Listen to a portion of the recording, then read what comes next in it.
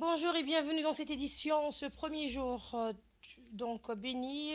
Toute la rédaction vous souhaite Ramadan Moubarak, un mois de piété, de partage et de sérénité. Tout de suite, voici les titres de l'actualité.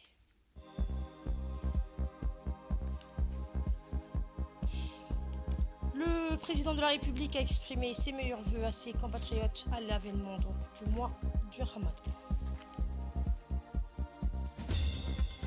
Et à la préfecture, une réunion axée sur le respect pour la bonne conduite dans le mois béni du Ramadan a eu lieu. Au Caire, des négociations intenses se poursuivent entre Israël, le Qatar et les États-Unis pour finaliser la deuxième phase de la trêve à Gaza prévue demain. En ce premier jour du mois béni du Ramadan, le président de la République, Ismaïl Omar Guelleh, adresse ses vœux les plus chaleureux aux Djiboutiens, appelant à la dévotion, à la solidarité et à la paix, tout en exprimant son soutien indéfectible au peuple frère en détresse. Mohamed Abdulrahman nous fait le point. بسم الله الرحمن الرحيم الحمد لله الذي أمدنا بلطفه ورحمته وأذن لنا بالصيام في هذا الشهر الكريم والصلاة Voici que والسلام le mois على béni du أشرف Ramadan est الأنبياء arrivé, le mois de la pureté et du pardon, le mois du jeûne et de la prière, le mois du Coran, de l'invocation et de l'humilité devant Allah, un mois durant lequel les bénédictions descendent et les jeûneurs s'élèvent vers le plus haut degré de la foi.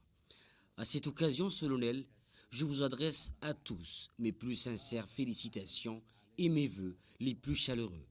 Prions Allah le Tout-Puissant de nous accorder la capacité de bien jeûner et prier et de nous guider vers la pratique des bonnes actions et des actes d'obéissance. Chers frères et sœurs, le jeûne n'est pas simplement une abstention de nourriture et de boissons, mais c'est une abstention de ce qui nous détourne de notre objectif suprême, se rapprocher d'Allah le Très-Haut. C'est une occasion précieuse de purifier nos cœurs des souillures et de nous débarrasser des péchés qui nous empêchent de recevoir la lumière de la foi.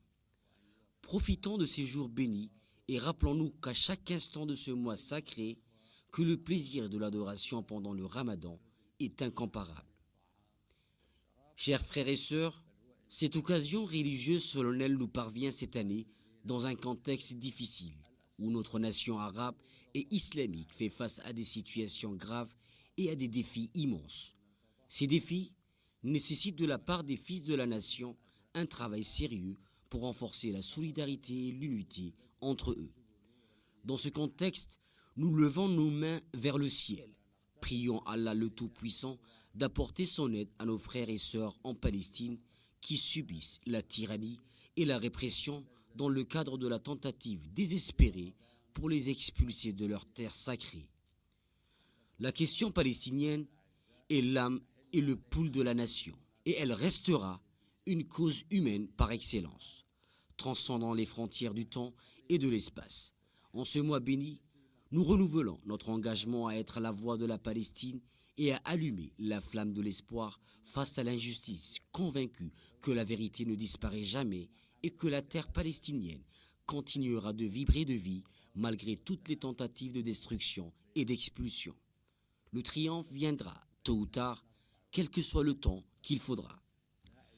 Chers frères et sœurs, dans le contexte difficile que traverse le Soudan frère, nous ne pouvons que réaffirmer notre pleine solidarité avec son peuple noble qui fait face à une crise grave nécessitant de notre part un soutien inébranlable. Nous rejetons catégoriquement toute tentative de porter atteinte à la souveraineté de ce pays cher, à l'unité de ses territoires ou de s'ingérer dans ses affaires internes. Nous appelons la communauté internationale dans son ensemble à redoubler d'efforts pour soutenir le Soudan dans le dépassement de sa crise et pour traiter les conséquences humanitaires qui en découlent, lesquelles exigent une réponse urgente et efficace. Chers citoyens, dans un moment décisif de l'histoire de notre diplomatie, nous adressons nos salutations et nos félicitations à notre ministre des Affaires étrangères, son Excellence Mahmoud Ali Youssouf, qui, grâce à sa détermination et à son dévouement, a accédé au poste de président de la Commission de l'Union africaine après plus de 20 ans de service exceptionnel à la tête de la diplomatie djiboutienne. Il a véritablement été une personnalité exceptionnelle, un diplomate de premier plan qui a assumé ses responsabilités avec sincérité et honnêteté, laissant une empreinte indélébile dans l'histoire de la diplomatie, tant arabe qu'africaine. Notre adieu à lui, en ce moment, est en quelque sorte un adieu à une grande époque d'accomplissement et de sacrifice. Nous lui exprimons toute notre gratitude et prions Allah qu'il bénisse ses efforts et que sa carrière, marquée par le dévouement au service des grandes causes de l'Afrique et du monde, continue de briller. Je vous souhaite un mois béni en priant Allah le Tout-Puissant de nous couvrir de sa bénédiction. Ramadan Mubarak, kullu aam wa antum bikhair. Le président de la République échange ses meilleurs vœux avec ses meilleurs vœux de Ramadan avec ses homologues musulmans. Ismaël Maguélé reçoit ces jours-ci des télégrammes de félicitations émanant de la part de ses homologues chefs d'État et de gouvernement donc musulmans, lui souhaitant, comme à l'accoutumée à l'occasion du mois béni du Ramadan, des vœux de santé, de bonheur ainsi que davantage de bien-être, de développement et de prospérité au peuple djiboutien. Le président de la République a pour sa part également, à l'avènement du mois béni du Ramadan, envoyé des télégrammes de félicitations à ses homologues, donc musulmans. Je vous le disais à l'instant, respect des bonnes conduites pendant le Ramadan, une réunion de coordination présidée par le préfet de la ville de Djibouti. Dans le cadre de la mise en œuvre des dispositions réglementaires en vigueur durant le mois béni du Ramadan, le préfet de la ville de Djibouti, Abdi Seki Riyad, a présidé une réunion cruciale axée sur la promotion des bonnes conduites et du respect des valeurs religieuses durant cette période sacrée. La réunion, qui s'est tenue dans la salle de conférence de la préfecture, a rassemblé les 6 sous-préfets des arrondissements de la capitale, des éminents ulémas, le commandant de la sécurité publique, ainsi que les chefs de la police des différents arrondissements.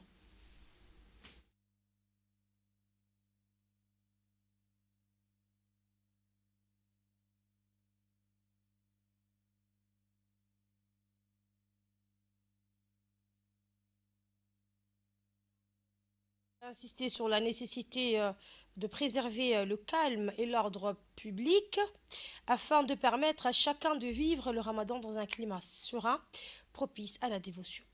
Les mains présents ont souligné que le Ramadan est avant tout un mois de piété, donc de pardon et de bienveillance, appelant les citoyens à adopter des comportements exemplaires, tant dans la sphère privée que dans l'espace public.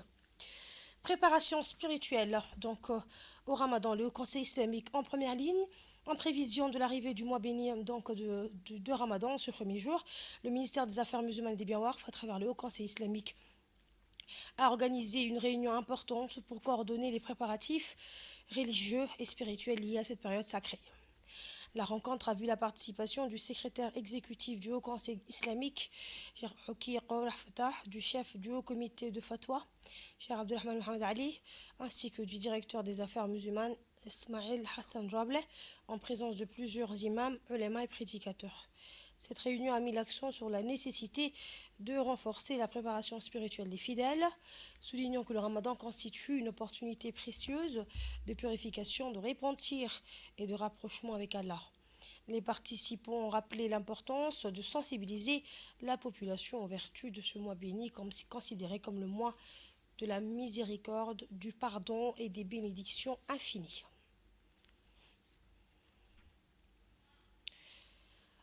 À Djibouti, l'aube se lève sur le premier jour du Ramadan, un mois sacré placé sous le signe de la foi, du partage et de la fraternité.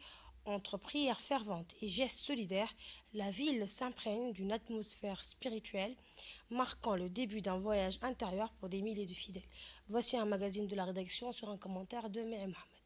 Une plongée dans la spiritualité et la fraternité à mesure que le croissant lunaire du mois béni du Ramadan apparaît à l'horizon, le mosquée de Djibouti s'illumine, accueillant avec ferveur ces moments sacrés qui unissent 2 millions de cœurs musulmans à travers le monde. Cette célébration spirituelle par excellence, le Ramadan transforme ce lieu de culte en véritable sanctuaire. où dévotion, partage et convivialité se mêlent pour offrir une expérience unique. Une activité intense anime le mosquée de Djibouti, salle de prière minutieusement nettoyée, courant soigneusement disposé, espace spécialement aménagé pour le prière de Tarawih, témoignent de la préparation méticuleuse de fidèles. Ces gestes simples mais empruntés de sens symbolisent la volonté collective de vivre pleinement cette période bénie. Pour accompagner tous les musulmans dans leur démarche spirituelle, des cours religieux sont organisés dispensant des enseignements sur le vertu du jeûne et les coutumes liées au Ramadan. Une fois confirmé, l'excitation monte dans toute la ville. Ces moments de communion spirituelle créent une atmosphère presque céleste où chaque prière est portée par une profonde aspiration vers le miséricorde divine. Face à l'afflux des participants, certains mosquées installent même des tentes ou étendent leur espace à l'extérieur afin d'accueillir tous ceux qui souhaitent partager cet instant sacré. Pendant ces temps, le riz animé reflète une autre facette du Ramadan. Le marché se transforme, régorgeant de dattes sucrées, de jus naturels, frais et de plats traditionnels destinés au repas de rupture du jeûne.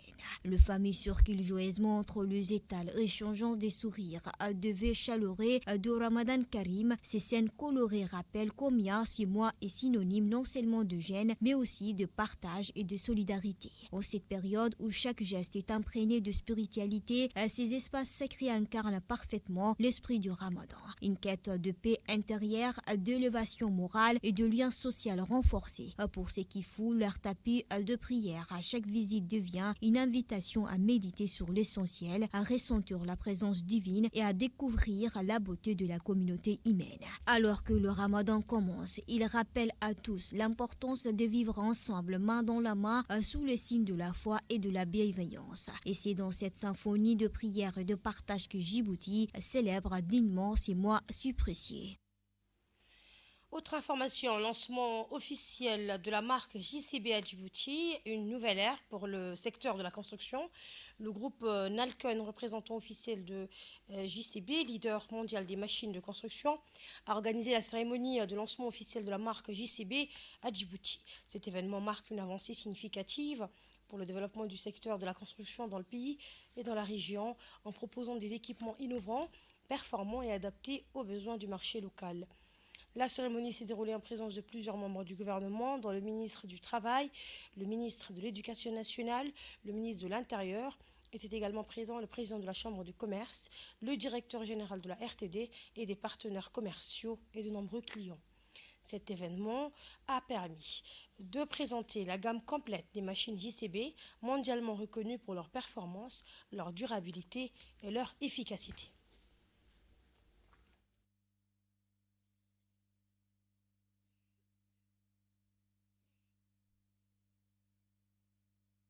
Des démonstrations directes ont mis en avant les dernières innovations technologiques de la marque, offrant aux participants une expérience immersive des capacités de ces machines. À travers ce partenariat stratégique, Nalcon s'engage à fournir des solutions sur mesure, accompagnées d'un service après-vente de qualité et d'un accompagnement technique répondant aux exigences du marché djiboutien.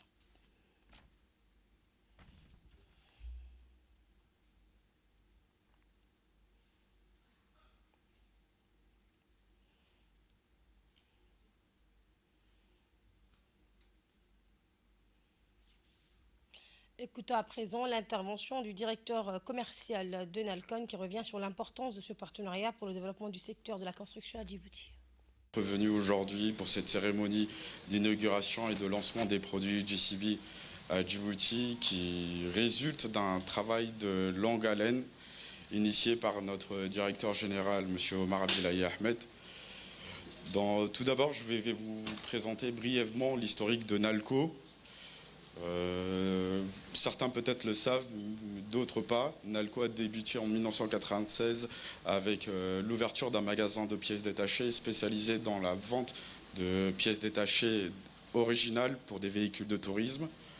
En 2000, Nalco débute ses activités de construction avec la création de l'entité Nalco Construction, en débutant dans les travaux de terrassement avec 2 camions achetés d'occasion et aujourd'hui qui donne une flotte de 17 camions, une entreprise de tout corps d'État, 5 excavatrices, chargeuses et j'en passe.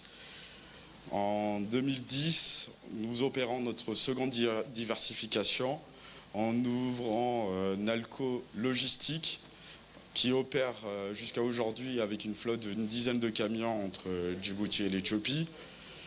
Comme vous pouvez le voir depuis le début, nous sommes d'abord des clients utilisateurs avant d'être des revendeurs. Et comme tout client ou tout entrepreneur ou PME à Djibouti, nous avons été face à certaines problématiques, comme l'absence de vendeurs, on va dire, qui proposent des produits adéquats à un prix compétitif pour les PME, surtout vraiment les PME et entreprises à Djibouti. Ali Adé a célébré avec fierté le 7e anniversaire des femmes à GEA, une association engagée dans la cohésion sociale et le développement local. Cet événement a mis en lumière les réalisations remarquables de ces femmes, véritables actrices du changement au sein de leur communauté. À cette occasion, un vibrant hommage a été rendu à Mme Mariam Hussein, figure emblématique de la solidarité distinguée par le président de la République lors du lancement de la Semaine nationale de la solidarité.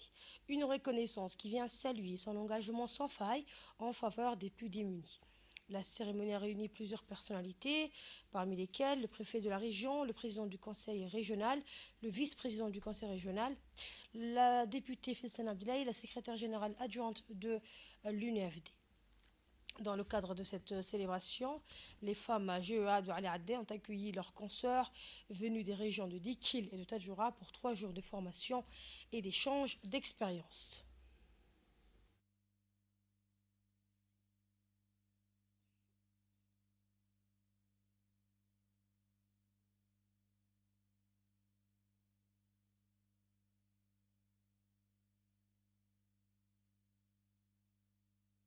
En 2018, l'association regroupe 16 groupes de femmes, soit 208 membres bénéficiant du soutien de l'ADDS, qui leur a octroyé un financement global de 28 432 000, soit 10 000 dollars par groupe. Grâce à une gestion solidaire, ces femmes ont réussi à épargner plus de 11 909 350 francs, prouvant ainsi leur capacité à bâtir un modèle économique durable. Aujourd'hui, elles accèdent à une autonomie financière qui transforme non seulement leur quotidien, mais aussi celui de toute la communauté. Social, toujours l'association WADBA avec le soutien financier de l'Organisation internationale de la francophonie à travers la 5e édition du Fonds La francophonie avec elle a procédé le 18 février à Balho au lancement officiel du projet Bibliothèque nomade de la culture. Ce programme vise à faciliter l'accès à l'éducation et à renforcer l'autonomisation socio-économique des jeunes filles et des femmes rurales dans les localités de Balho, Malaho et Otkoy, situées dans la sous-préfecture de Dora, donc à la ville de Tadjoura. Dans cette région, comme dans d'autres zones de l'intérieur, l'éloignement des écoles, le manque de ressources pédagogiques et les barrières socio-économiques constituent des freins majeurs à la scolarisation des filles. Pour pallier ces défis, la Bibliothèque nomade de la culture déploiera une bibliothèque mobile qui sillonnera les communautés isolées, offrant aux jeunes filles des ressources éducatives, des formations en gestion et animation de bibliothèques.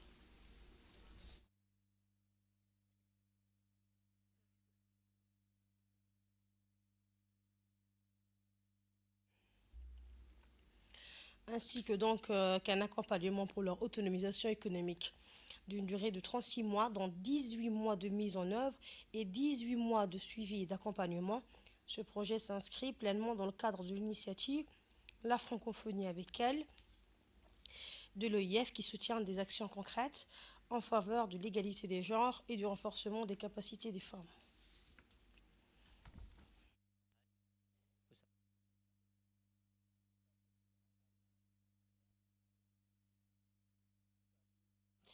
Au Caire, des négociations intenses se poursuivent entre Israël, le Qatar et les États-Unis pour finaliser la deuxième phase de la trêve à Gaza, prévue demain, dimanche. Cette étape de 42 jours prévoit la libération des derniers otages, le retrait total de l'armée israélienne de Gaza et la libération progressive de prisonniers palestiniens. Une troisième phase axée sur la reconstruction de Gaza est estimé par l'ONU à plus de 53 milliards de dollars. C'est la fin de ce journal. Que ce mois sacré soit synonyme de paix, de bienveillance et de solidarité pour chacun d'entre vous. Très bonne suite de programme sur Télé Djibouti.